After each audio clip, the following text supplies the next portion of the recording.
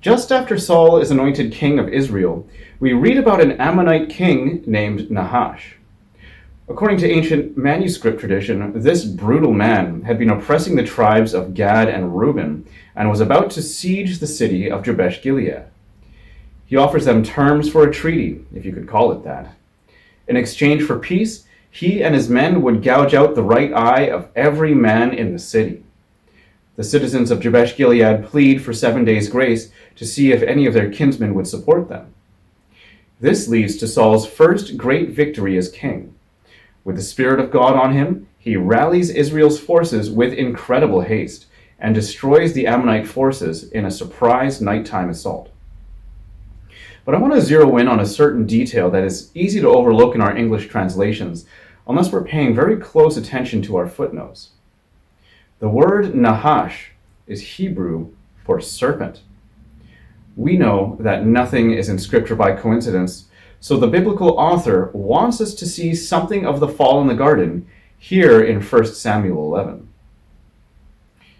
There's interesting discussion among commentators about exactly what this signifies.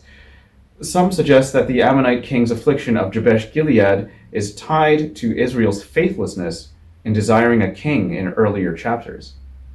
Others suggest that it's a result of Jabesh-Gilead failing to assemble with Israel in that terrible episode at the end of the book of Judges. Either way, the Serpent King Nahash is the affliction, and Saul is the deliverer.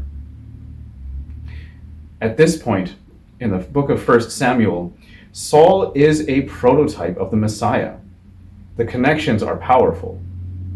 "Thus shall you say to the men of Jabesh-Gilead," Saul declares, "tomorrow by the time the sun is hot, you shall have salvation." He is a man anointed and equipped to carry out the will of God. And here in chapter 11, he is the seed of Eve who crushes the serpent. The people of Jabesh-Gilead are delivered from their terrible fate, and the men will keep their eyesight.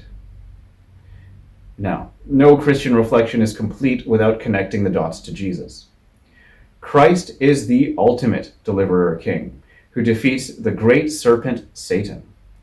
But he does not do so with a nighttime attack on the enemy, but rather with a daytime sacrifice of his own blood.